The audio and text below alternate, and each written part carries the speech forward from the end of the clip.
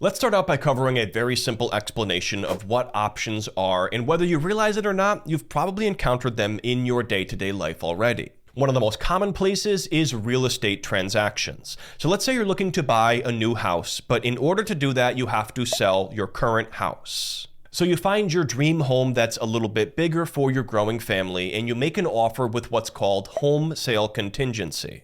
If the seller accepts your offer, you have the right to buy that home within a certain time frame, usually 30 to 60 days, so long as you're able to sell your house. But if you're unable to sell your house, you basically pay a fee to walk away from the deal, usually a few $1,000s. This would be in the form of a non-refundable deposit, and this is actually a type of options contract. This gives you the right but not the obligation to buy the house during a certain time frame for a much smaller sum of money up front. Now, home prices are typically more slow and steady appreciation, but let's say, for example, the value of the home went up by $100,000 while you had the contract in place. You'd still be able to buy the house for the previously agreed upon price. So not only are you reserving your ability to buy it, you're also reserving your price. And if the market somehow plunged during that same time frame, well, your house probably wouldn't sell and you could walk away from the deal and just surrender your deposit. But let's now tie this previous example in with stock or equity options now, or financial contracts related to stocks. At the most basic level, options are a financial contract that give the holder the right but not the obligation to buy or sell an asset in the future at a price determined today. Whatever the contract controls is called the underlying asset. So in the real estate transaction, it was a house, but in the world of stocks, it's actually 100 shares of the company. But it's not just individual stocks. There's also index options that let you bet on the performance of an entire market index, like the S&P 500. Now, because the value of these financial contracts are entirely derived by something else, the underlying asset, they are referred to as derivatives.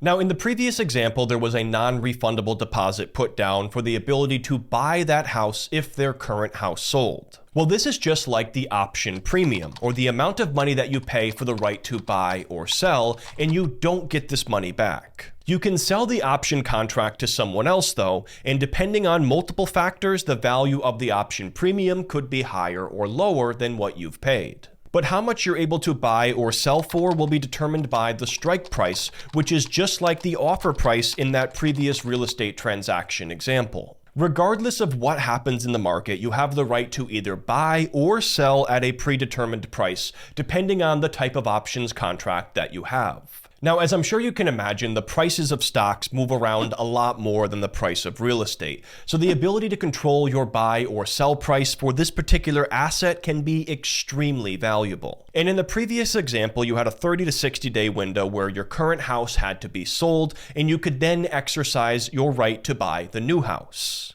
With stock or equity options, you don't have to sell anything in order to exercise your right, but there is a specific window of time that you do have to keep in mind. Every options contract has an expiration date, which is the date that the option is no longer good and it becomes completely worthless. Well, that is just like the date that the non-refundable deposit gets handed over to the home seller in the previous example if you're not able to make a deal happen in that time frame.